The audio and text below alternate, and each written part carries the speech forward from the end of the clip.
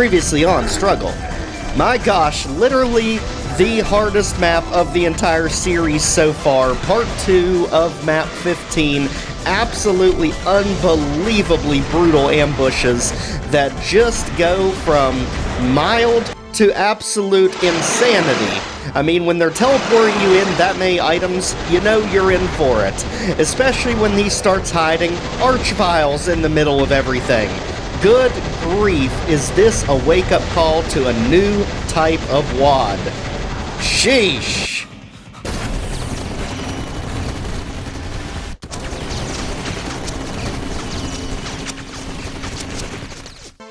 Welcome back to Let's Share ML Games. I'm your host, Joe, and today we are tackling the final part of E2M4. This is using music track Tank Slayer from Team Fortress 2 Blue. This is the Leviathan.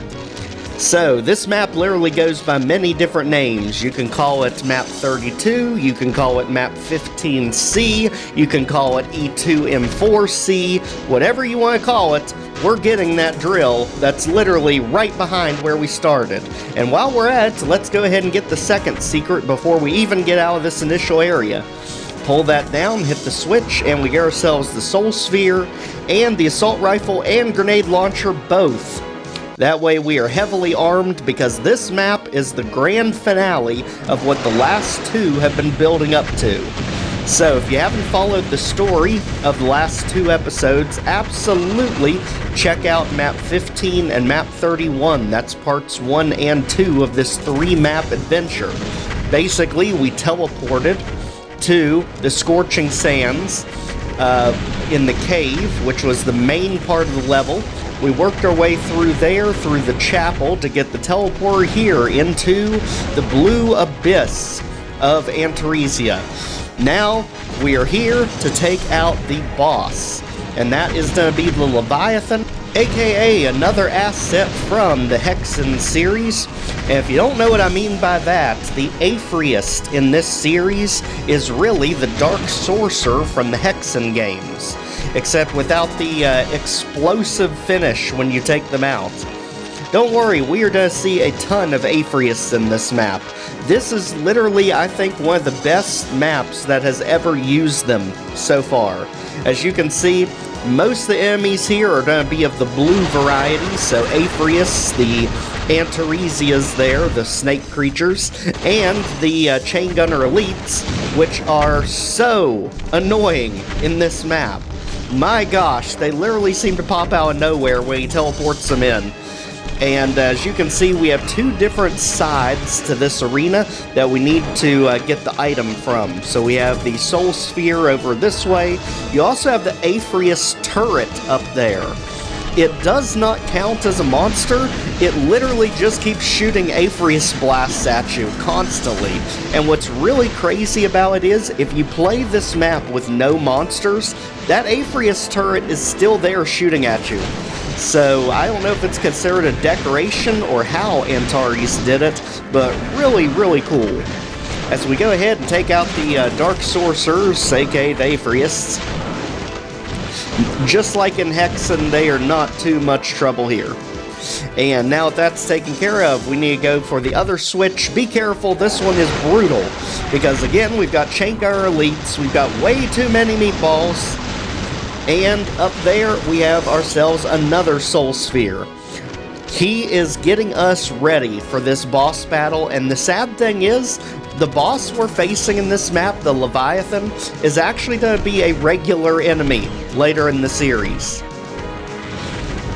Now, like I said, he is another asset used from Hexen. We'll get more on that when we actually get to him. But as you can see here, the meatballs just make everything miserable in this section, just because of how big and open everything is. So, Lost Souls, you can take a hike. We are a little busy at the moment. Aphriest can get caught up in it too. And just like that, we should be able to go ahead and hit our switch finally. Now up here, and again, that Aphriest turret is just going nuts up there, trying to hit something. I'm telling you, it's definitely one of the best uses I've ever seen of Aphriest in this entire series, because up to this point, they've really just been a non-factor. Anytime the Aphrius show up, you usually have the grenade launcher, and they usually show up in droves of 2 or 3 of them that are just clustered together and not really a threat. Here, they have plenty of room to move around. As you can see, they are lightning quick when they attack. So give them a big open area, they'll do well. Now that all that's taken out, you'll notice we can go toward the big temple. However, there is a minor roadblock here with 2 Archviles, a ton of Antaresias, and a Cyber Demon. But, unfortunately for all of them, the Cyber Demon's already in fighting with them, so they are as good as gone. Especially once you see both Archviles focusing on the Cyber Demon, you know it's a foregone conclusion. The Archviles can't do anything to us, and that just gives us the freedom of movement here, that we can hide behind the Archviles and make the Cyber Demon take them out for us. Just like that, get the Antaresia out of here, get the Archvile out of here. Now we get to deal with the Cyber Demon ourselves. And the timing on him can mess you up if you're not careful, because to me it just seems like he shoots a little bit faster than he does in the regular game. So just anticipate it, and you're going to have to do side-to-side motions really quick. As you can see there, they just zip on by. But just keep him spun up with either the dual wield or the assault rifle. He'll go down in no time. Just like that. The main thing is just stay away from the pillars and you'll be fine. Now that that's done, let's go ahead and head to the temple for the final boss showdown. Up here we go. And when everything is blue, you know you're in for trouble. So, let's go ahead and release ourselves the Leviathan. The level is literally named after him. We're about to see him. And for fans of Hexen, this is the Heresiarch enemy. So yes, the enemy tied with the boss for the most health in the game. That's our regular enemy now, so here he is. There's our Heresiarch, and as you can see, that he's basically throwing blast, just like the Fire Barons from the Austerity series. So you do have that one tiny opening to be able to avoid it, but he's also got a lightning attack that he can switch between that launches about as fast as the Antaresia's attacks, so be extremely careful. As you can see, I don't know if he also has 5,000 HP like he has in Hexen, but I do know it takes a long time to take this thing out. So there is a chance he still has that 5,000 HP, which would make him even tankier than the Cyber Demon. And it definitely feels like it, because I feel like I'm blasting this thing for an absolute eternity before it goes down. Probably why, to this point in the series, we have still not gotten the BFG 9000 replacement yet. It was probably waiting for this thing to get revealed. Especially considering it's going to be a regular enemy going forward. As you can tell, Struggle the Antaresian Legacy, easily one of my favorite WADs ever since I started playing it here, and I'm telling you, the difficulty just exponentially jumps through the roof. It is amazing. Yet it never feels cheap like some of the other really hard titles out there, like sometimes Liminal Doom 2 with their 32 Cyber Demon puzzle room, or Sunlust with many of its maps. This one, you feel powerful enough to handle it, it's just tough. As you can see, we are literally just playing cat and mouse with the Leviathan, or the Heresiarch.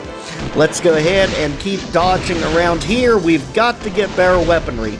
As you also notice, enemies just randomly are teleporting into the arena. So we're kind of letting them get hung up in all this too.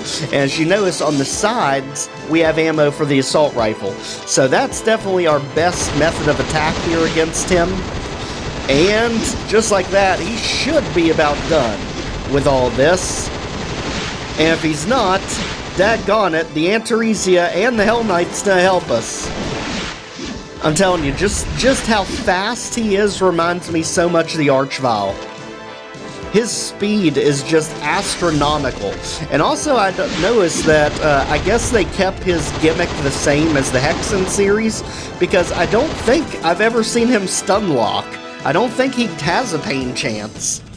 So just like that, the Leviathan is down. Let's make sure everything else is, and we can finally get out of here, putting E2M4 officially to rest. As soon as the tomato allows it, we are out of here.